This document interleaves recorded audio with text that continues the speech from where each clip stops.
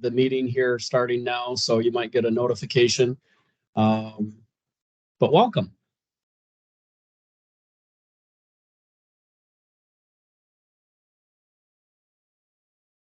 Okay, I think I got everything ready to go here.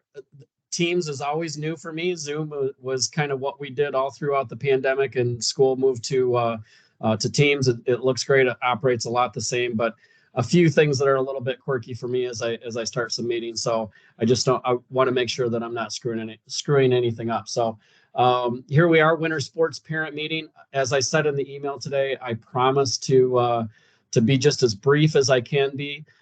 We're talking here today about basketball, skiing, pompon, bowling, figure skating, and hockey. So my name is Mike Watson, and I am the athletic director here at Marian in my third year. That's some contact information here at the office and also my email. Most everybody should have my email there, but office number is also a good way to get a hold of me. So let's start here with an opening prayer. In the name of the Father, Son, Holy Spirit, amen. God, I thank you for the wonderful blessing it is to watch our girls play sports. Thank you for the smile that it brings to their face and for the ways in which sports help them grow in virtue and skill. I ask that as they participate, you protect them from injury and harm and bless them with the grace to reach their full potential. Bless their coaches, that they may embrace their role and have the courage to always do what is right for the children you have entrusted to their care. Grant all sports parents the graces we need to be supportive and to have perspective. May we seek not our own will for our child, but yours. And in doing so, be free to let them enjoy this experience, no matter the results. May each of us, child, coach, and parent, glorify you through our actions and come to know you better through this experience.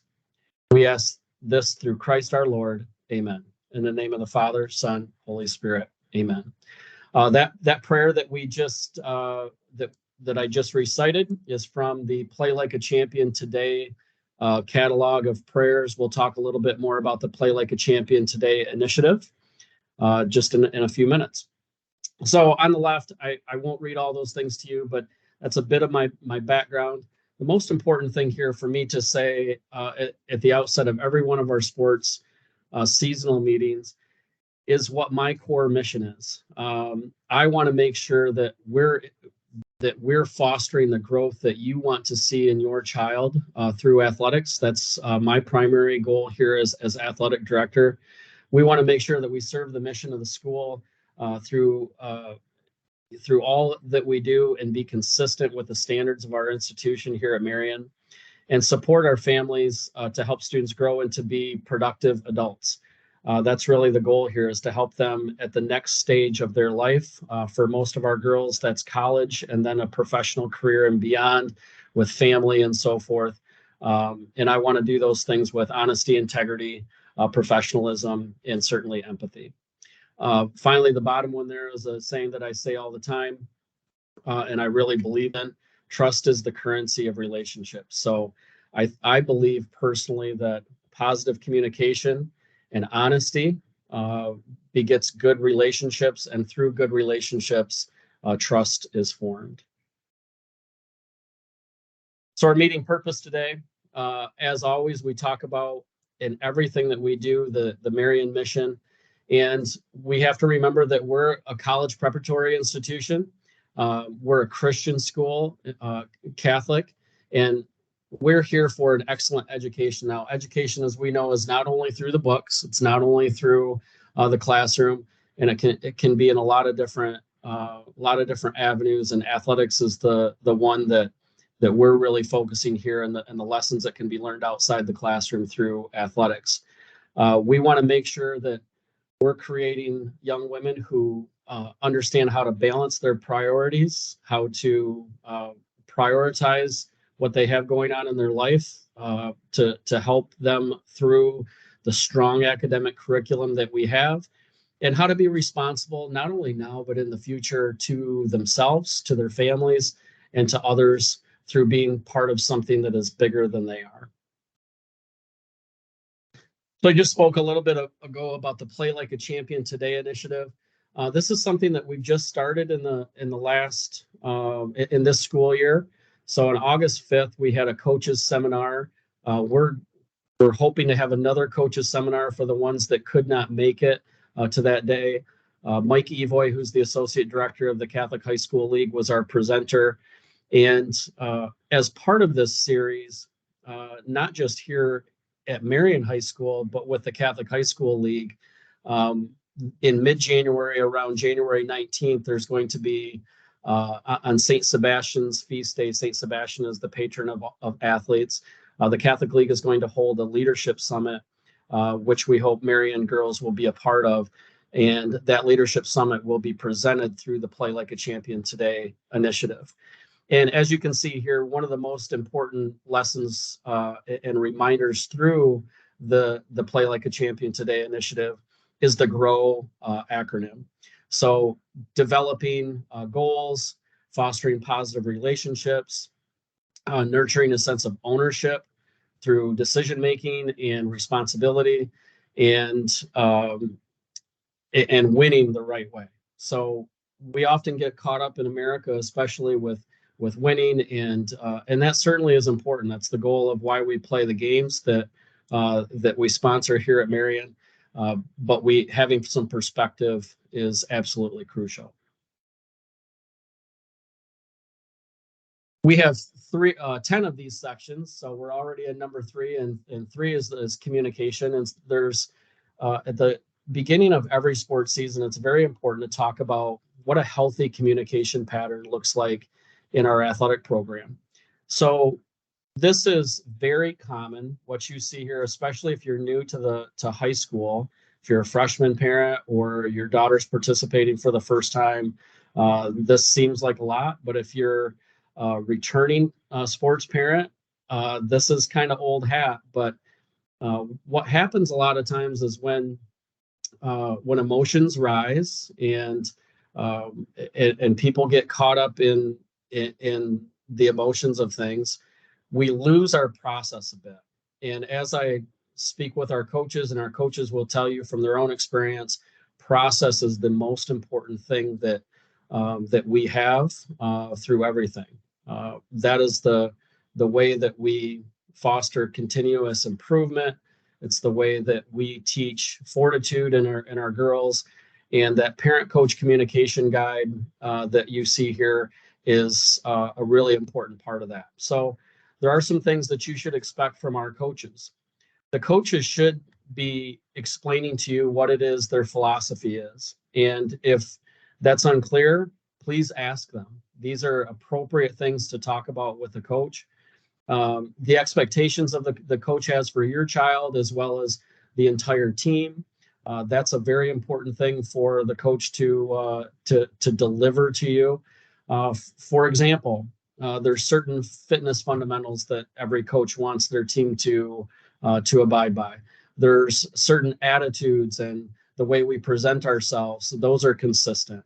And then there's the specific things that they talk to your daughter about, whether it's how they play their position or what they see from your daughter with regard to how they can help the team succeed or how they lead.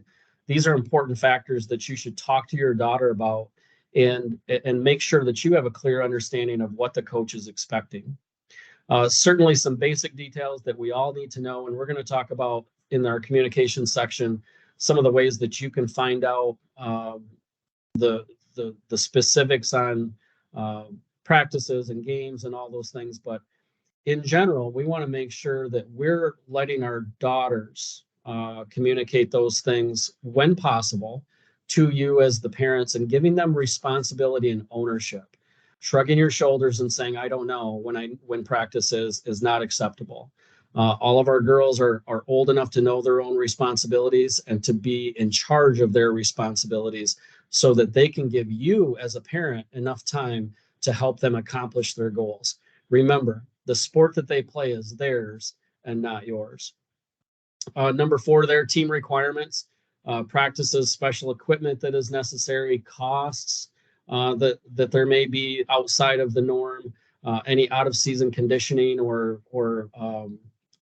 other activities out of season, and what the boundaries are. we want our coaches to establish very clearly what their boundaries, especially with regard to behavior will be, attendance will be, and how they support, how you as a parent and your daughter support the team. There are a few things that we expect from the parents, and we can be and will be pretty strict about some of these things as well. Concerns expressed directly to the coach. It's not, first of all, going back to helping your daughter take responsibility and ownership. We want, wherever possible, where safe, to send your daughter back to the coach with some advice on how to have a conversation with their coach regarding something that they may be frustrated with. If you have a concern about this and you don't necessarily want to talk to the coach directly, you don't want to rock the boat. I've received hundreds of calls through the years with regard to, how do I help send my daughter back to the coach? How do we have this conversation with the coach? I'm very willing to help.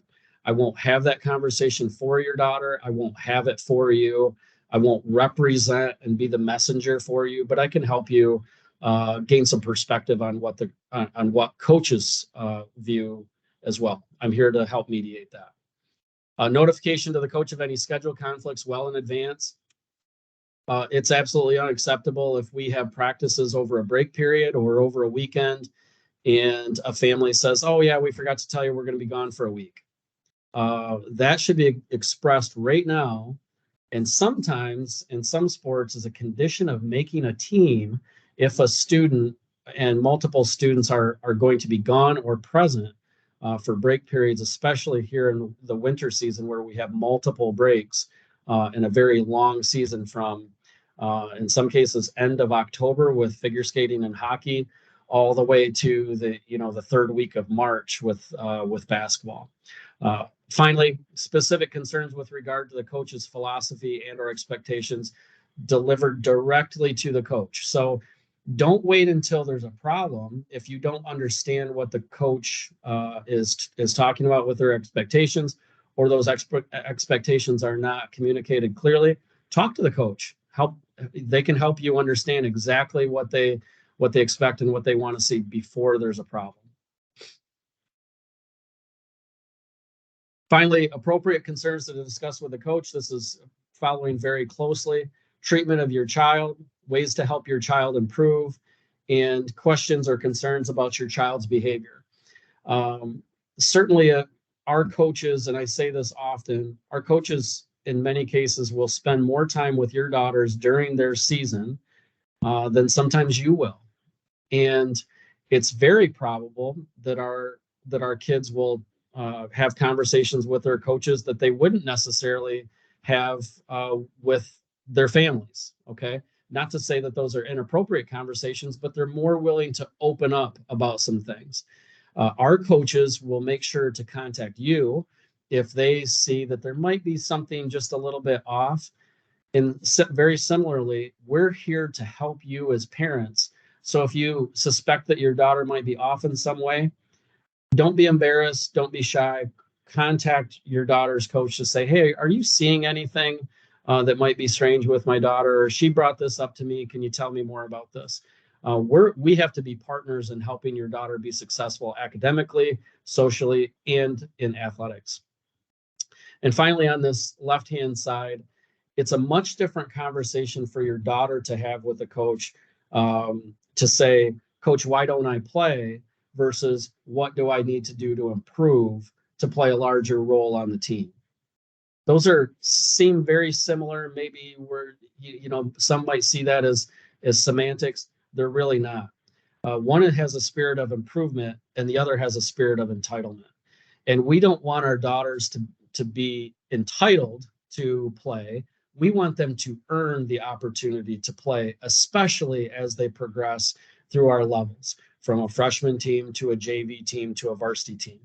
At the freshman level, certainly if the kids are present, they're there, they're paying attention, they're working hard, they're giving full effort. We want to help make sure all of our kids play at some point. At the JV level, we're introducing the earned playing time approach, meaning that talent does does play a factor in how much you play.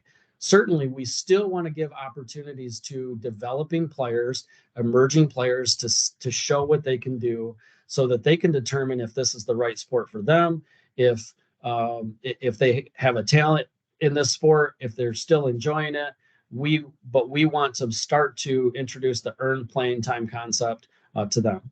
At the varsity level, the earned playing time concept is concrete. We have very good student athletes at the varsity level, some of which don't play very much. It doesn't mean that they're bad people. It doesn't mean that they're bad athletes. It doesn't mean that they're bad students. However, the goal of our games at the varsity level, especially in Catholic League play, are to try to win the contests. And we have to help our student athletes who don't play such a large role on the floor, court, whatever playing surface it may be, to develop leadership skills, to develop skills that they can help the team in other ways.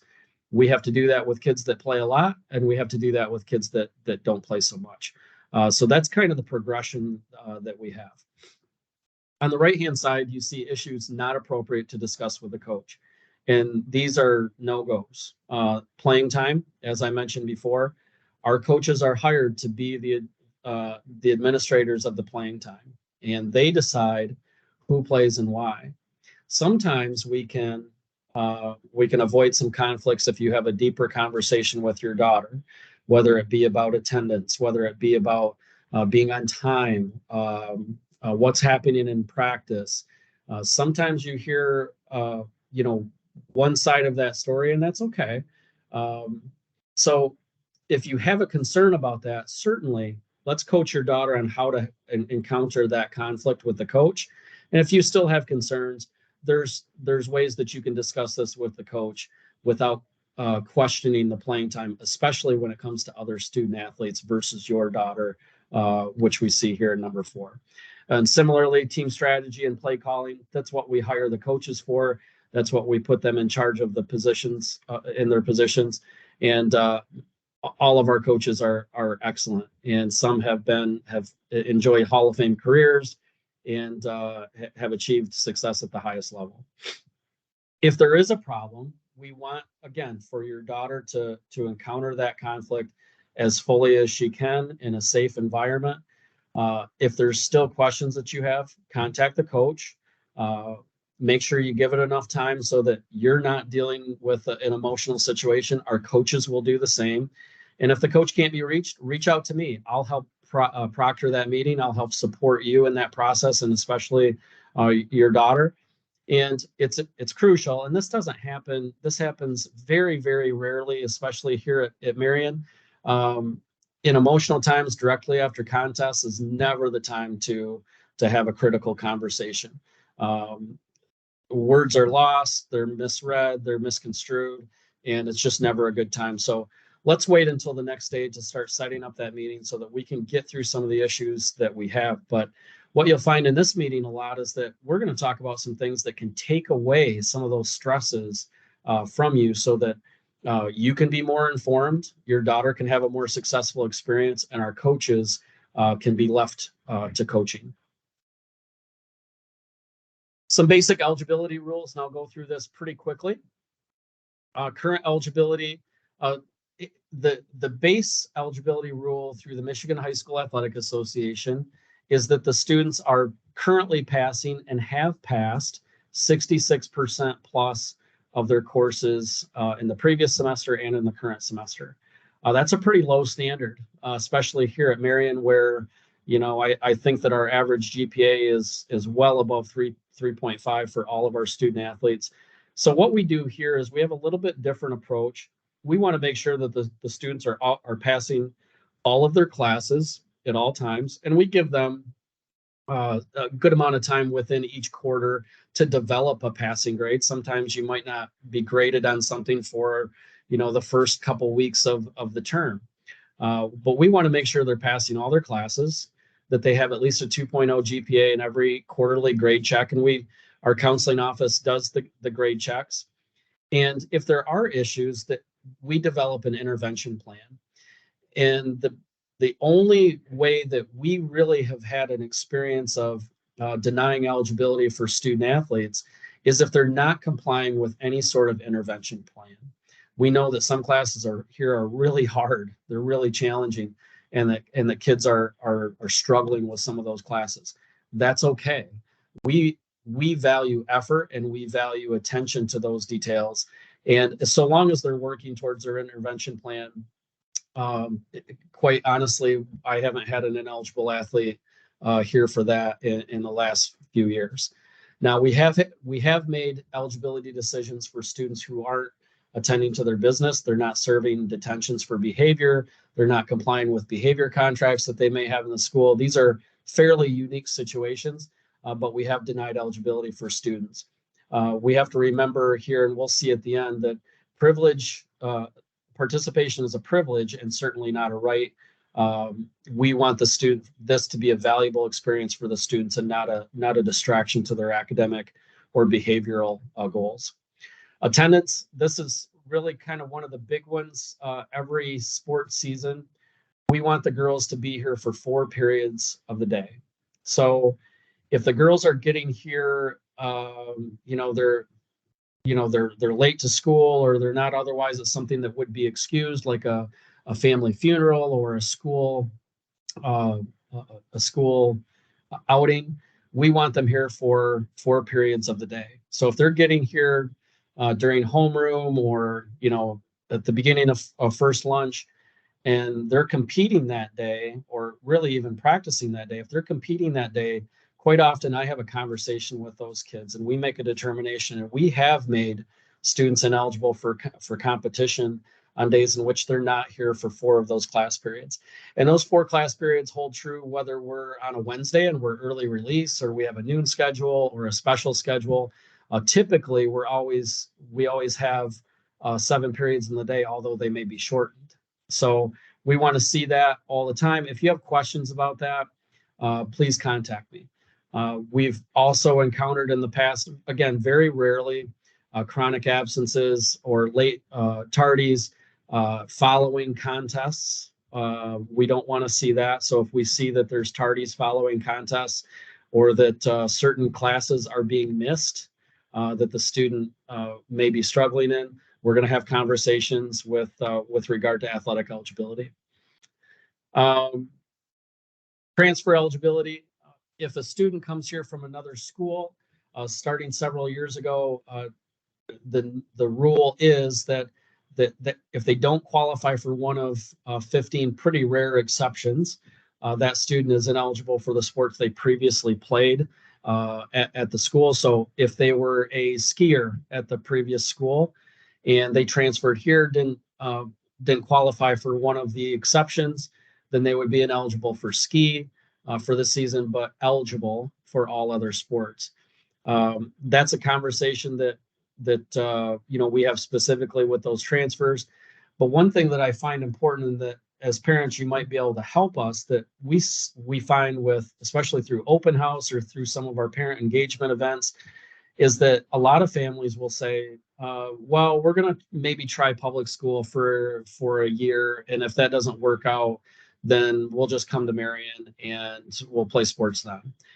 You can't do the try before you buy, because that eligibility, transfer eligibility rule starts as soon as the student enrolls at a high school. And that rule works both ways, public to private, private to public. So that's one thing that I think parents can help us out there, is that if you switch schools, there's going to be an eligibility issue in most cases. Also in winter season, we have some of our sports have out of season contests, because winter is winter and there's no off season really here in Michigan for when there's not a second winter. So skiers, all the skiing happens during the ski season. Ice hockey, figure skating, those types of things. There are times in which students may play for a non-school team, represent a non-school team during their high school season, but that's with permission from the school. So if a situation like that occurs, please contact the athletic office. Otherwise, your daughter risks ineligibility and possibly a team contest forfeiture result. I've had those in the past. Again, very, very rarely, not here at Marian. and they're very unfortunate because there's just a lack of awareness with the rule.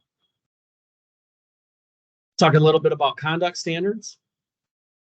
With regard to sportsmanship, again, it's very, very easy for us to say that we're going to maintain positive sportsmanship and that's just a basic requirement, and everybody feels that way. But it often changes in the heat of the moment, and we have to take a moment to gain some perspective that this is high school sports, and not every student that we have graduating here will become a professional athlete, and nor does it matter if they are or not. We need our parents and our spectators to set the example. We need the adults to model the behavior that supports a learning environment that you want your daughters to participate in. Why? Because it's the healthy thing to do for our girls. And as you see in the second bullet point, we have a crucial issue with sports officials, not only in the state of Michigan, but also nationwide. Over 20 years ago, I worked for the High School Athletic Association here in Michigan. And at the time, we had over 15,000 registered officials. Today, there's just over 8,000 registered officials. And in many sports, there are not many more officials than there are teams playing in the state. So why do those officials leave? For a variety of reasons, but one of the most that we see through the survey process and that the National Federation of High Schools sees is because of the behavior of coaches and adults. So we have to model that behavior. We have to make sure that our girls understand that not every call is going to work out. Not every call is fair for them. Not every decision that is made in life is fair. And the officials that work our games, they're doing their best. They want to stay engaged in the sport that they love, and oftentimes officials are working at times where they do not want to work because there's just nobody else to do it. I encourage each of you to talk to athletic directors across our state. Each of us have rescheduled or even canceled contests because of lack of officials. So we're working in a lot of ways here, whether it's curriculum classes for our student athletes. We're considering that to help register students to become officials as they graduate. I encourage you, your family, any other adults that you know who may be interested in becoming a sports official, to contact our office or to contact the MHSAA. It is a pretty terrific avocation. I've done it for several years myself, and it's not as bad as everybody thinks it is, and it's a great way to stay connected. Finally, we want to make sure, and we have a pretty good track record here at Marian, especially where our students really display some pretty positive sportsmanship. Sure, certainly at times there might be a student here or there that needs to be redirected, but our students in general cheer for our teams, not against our opponents. And as I mentioned here, you can be a parent, you can be a coach, you can be an official, but you can't be all three at the same time. So we want our parents to parent our kids, we want our coaches to coach, and we want our officials to officiate, all with the understanding here of this box at the bottom that the we is bigger than the me. So our coaches and our officials are a big part of that. Training expectations. Our athletic handbook is visible on the Marian Athletic website. We'll talk about that in just a moment. And our girls are subject to the athletic handbook 365 days a year. And for me, it's really simple. As a varsity coach, my rule was don't disappoint your teammates. The t-shirt that you see here says a lot. Every decision that your daughter makes has a direct impact on the team. Whether it's the decision that they make to study and maintain good grades, whether it's the decision that they make to pick up a piece of trash on the floor, all of those things reflect on them personally, on your family, but also on their team and on their school. And we want them to take their involvement in our teams very seriously, because we want to teach them the value of belonging to something that is bigger than they are.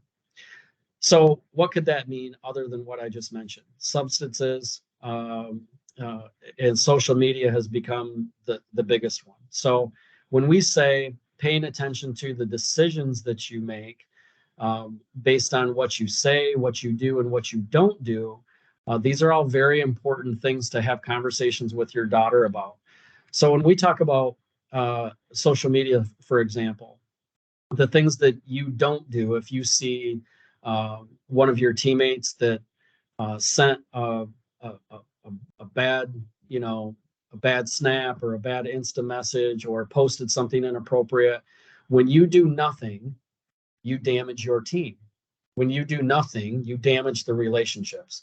You're not encouraging trust and you're not holding your teammates accountable. There's ways that you can do that in a healthy way. Sometimes it's talking to your coach, sometimes it's just talking to your teammate.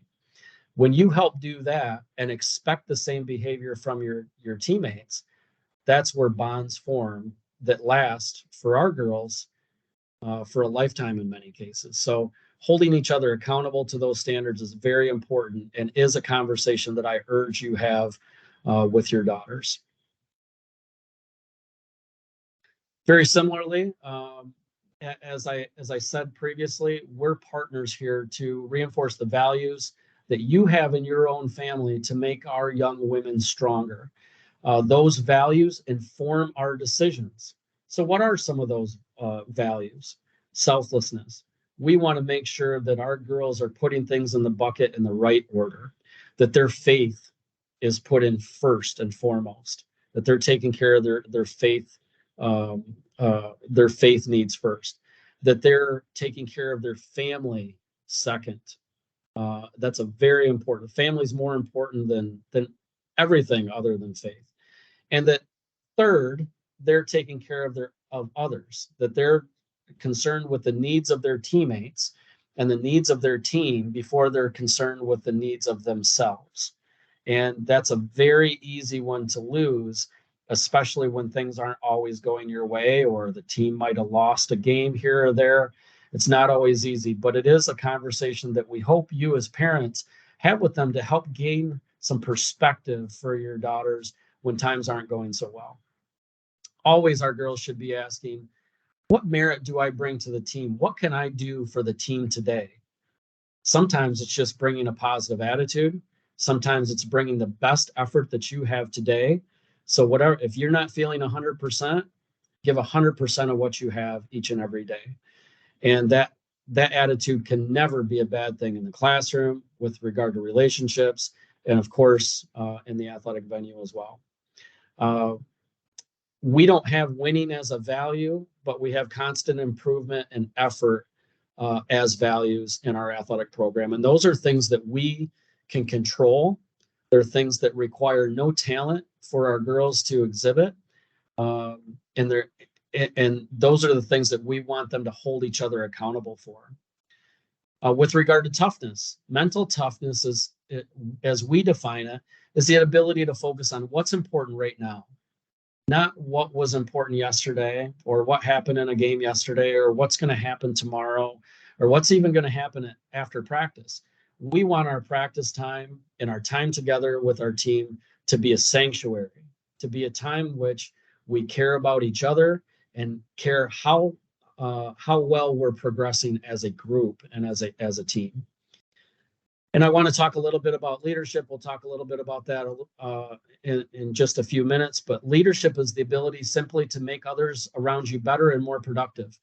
It's not a thing that is only accessible by seniors or by captains.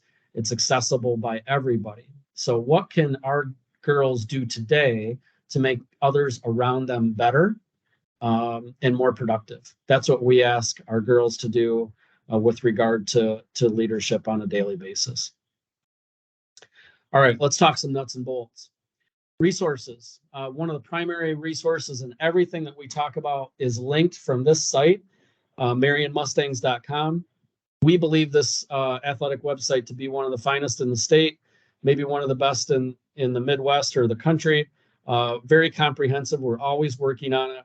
We're very proud of this effort that the MAC has helped us with, that several others have helped us with. and it's complete with pretty much everything that you're going to need. All the things that you see there. So it's going to be linked to your Final Forms account. It's going to be linked to buying tickets. It's going to be linked to where you can watch some of our games on the NFHS network, MAC information, all of the Leon Hallett photo galleries, which are just absolutely amazing, our social media accounts, summer camps, all sorts of things. So MarianMustangs.com, I suggest you bookmark that. Final Forms. Final Forms is pretty common now. We started with athletics, and then it's since moved to a registration tool for the school as well. Understand that this is really the core of everything that we do. We track uniforms and equipment through Final Forms, all of our coach and staff information, all of your daughter's registration and physicals, athletic fees, all sorts of stuff. So I want to remind everybody that starting actually end of this last week, all of our winter teams are now open for participation fee payment, which this year is $200 per sport. We're going to start sending those reminder Final Forms emails out for people to pay their registration fee. And we want to have those collected hopefully prior to the first contests out there. If you have questions on that or you have special needs with regard to your payments, please contact the athletic office. Okay, starting last spring, we introduced Sports U, which we think is a fabulous free tool for communication. You'll see a screenshot there on the page. You can download it in the App Store or Google Play. It kind of looks like a Facebook page for athletics. Mine is a little bit different, as you can see here. All the teams on the left. I'm involved with all of those teams, obviously, to monitor them. But we have these pages that are really ran by parents and our coaches for posting specific information with regard to contests or transportation or team meals or whatever the case is. There's a wall post function. There's a chat function that works like text messaging. So this is eliminating the need for our coaches to get into text messages with kids and with parents, which is a really positive thing. Most importantly, and I cannot stress this enough, is that the calendar for each one of the teams must be accurate at all times. Those calendars feed into our composite calendar on our athletic website that the school uses to know all of the things that happen each day. So if that calendar isn't accurate, then our calendar isn't accurate overall, and we're going to miss some things. So make sure that calendar is accurate. Coaches out there, if they haven't already, they're identifying parents that can help them be administrators on their Sports U account. There's a lot of really great things here with Sports U. To join the Sports U page for your team or for your daughter, and we need all the girls to be on this as well so that they can get the team communications. Outside of the senior lounge in the auditorium hallway is a bulletin board for athletics that has all of the Sports U join codes. Also through Final Forms, if you need that, we can send you the join code so that only our parents and our families are joined on those teams so that they're private. And all of those messages and posts are monitored by the athletic department as well. Talk about GoFan. So this year is the first year that we started with digital only tickets. In the past, we accepted cash, and then in the state playoffs, we had to do GoFan, and it was often pretty cumbersome because people had to buy tickets on their phone, and it wasn't a really great way to pay. Excuse me. So as costs have risen, and we've had the need overall in the state, and especially here at Marian, to adjust our ticket fees to help us with some of our costs. So we moved to a $6 general admission ticket for all of our events, digital only. So no longer are we accepting cash at the gate for our games. That $6 digital ticket will also charge you a $1 service charge. So it's a $7 total cost, and that's at all of our contests, and that's not rare now across our league and across our state. I really suggest that all of our families take advantage of the Family Pass. So even after fall season, it's still a really pretty good rate especially if you're a basketball family or a admission-based sport family. That family pass is $125, $140.25 with the fee, and it's good at all Marian regular season games. If you don't want to do any of this, you can just bring your credit card to the gate now, and we accept credit cards at the gate. We have card readers there. So very convenient, even if it is just $1 or $2 more. I want to talk very briefly about Catholic League expansion. Many of you know that the Catholic League has this year has expanded. The schools that we will play, there are 3 girls' schools and 2 girls' schools and 1 co-ed school. Toledo Notre Dame Academy is an all-girls school. Toledo Central Catholic is co-ed. St. Ursula is a girls' school. And we won't play them very often because they're a smaller schools, Jackson, Lumen Christi here in the state of Michigan. So really the only winter sports that are affected are basketball. But across our sports, if your daughters play other sports and other seasons, it could affect them as well with regard to competition scheduling. And we're doing our best with transportation to help make sure that we have transportation on some of these long trips, especially to Ohio. So let's talk about these admission fees, and I can send this out if we need to, but this summary was put together by the Catholic League. And Brother Rice has the same method that we do. They're digital only with GoFan with a $6 base fee, $7 total fee. And if you're bringing cash to one of those Toledo schools, they're going to charge you $10. Otherwise, it's $8 online for those Toledo schools. So there's legislation in the state of Ohio that requires a cash option, and this is how they handled it. There's also legislation in Michigan that's pending. That's actually, I think, in the House still. The NFHS network. So in the winter sports, the only sport affected will be basketball, but in other seasons as well, you can watch select games. In fact, all of Marian home games on the NFHS network. We now also use Pixelot and VidSwap. So Pixelot's the actual camera that captures game, and VidSwap is the software that helps our coaches manipulate that game film. We use that now in, I think, 5 sports to help teach our girls a little bit more effectively: field hockey, volleyball, basketball, soccer, lacrosse, things like that. So here's some subscription information if you're interested. Especially great for extended family, maybe grandpas and grandmas or family living out of the area. Okay, almost done here. Health, with regard to health and safety, want to talk a bit about that. Our longtime athletic trainer is Dawn Thrasher. Her contact information is here. She's available after school. We have her about 20 hours a week. The most important thing that I can say here is that if your daughter has an injury or something that stops her from participating in practice or games, there needs to be a physician's clearance to return. She will not play again unless we have a physician's clearance. And Dawn processes all of those things. We put the notes in final forms and track it really pretty well. With regard to concussions, we in our return to play, if a student with our contact sports, all of our students will have a concussion pretest that they do with Dawn, and then the suspected occurrence of a concussion, we need to make sure that they take a post-test, that they are symptom-free, and that they have a physician clearance to return. And COVID-19 protocols, we're not even going to talk about that because we hope that isn't something that we have to encounter in the near future. Talk a bit about the Marian Athletic Performance Program and our 3-pronged approach. We really use the stool analogy for our athletic performance initiative. And those 3 legs of the stool to help make it stand are strength and conditioning, first and foremost, but also nutrition education and mental skills.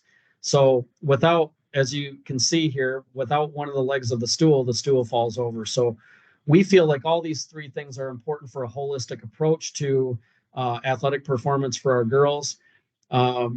we are going through a transition as of just actually last week. Mike Stacy was with us as our head strength and conditioning coach and leading our MAP program. Mike's position with the counseling office didn't work out, and it wasn't feasible for him to have both roles. So he's moving on. We're hoping to get an interim strength and conditioning coordinator in place to help with the initiatives going forward, because we've seen the absolute value of having a person work with our girls to help keep them free from injury, to help get them back into play sooner, to help them with some of the mental approach things, and to help give them just some nutrition guidelines that both their parents and they can use to make sure they're fueling appropriately. So suffered a little setback here starting with winter season, but we hope to have somebody in place very soon, and we are committed. And I know that Mrs. Safran and Mrs. Cushman are both committed to this concept as well. And it's pretty unique among high schools. So we're working hard to make sure that we have some consistency here. But it's unfortunate that we're going through a transition right now. Marian Athletic Club is our booster club. Our co-presidents here are Janelle Dawson and John Bingham, which I think are both on the call here today. So we appreciate their attendance. The purpose of the MAC is to support the Marian mission, especially through athletics and fundraising, helping build communities. So they do a lot of great things to help bring parents and families together, like our golf outing, the Hall of Fame, which is now in our third year, helping schedule concessions and run concessions operations, and some of the things that they sell. We've sold chairs in the past, where we do other things to help get teams some extra money for the things that they need to operate at a championship level. Important dates to help you plan.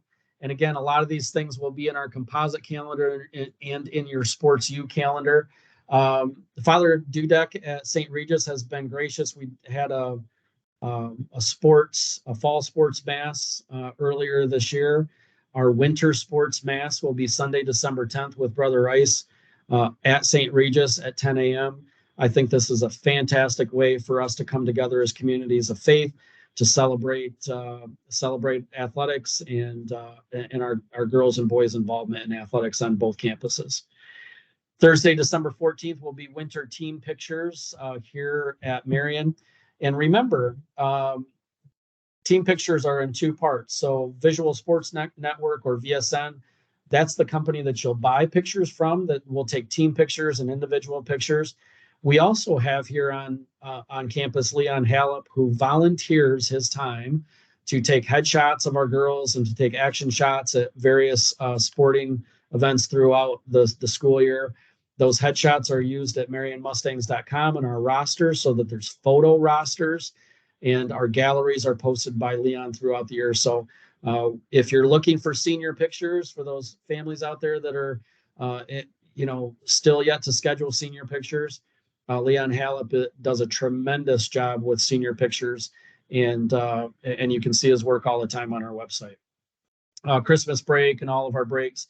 We anticipate the leadership event I spoke about to be on January 19th. And a very important one to circle on your calendar is Sunday, March 24th. We're excited to release very soon the newest members of the Marian Athletic Hall of Fame. But the 24th of March will be our induction ceremony. And it really, if you haven't attended it, it's a terrific ceremony. It's a kind of a talk show format with Jen Hammond from Fox 2 here. And it really helps solidify the value of athletics at our school.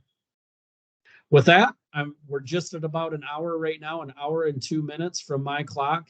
Want to wish everybody a happy winter season. As always, if you have questions, please reach out to your coaches. Please reach out to the athletic office, and we hope you have a great season. Thank you.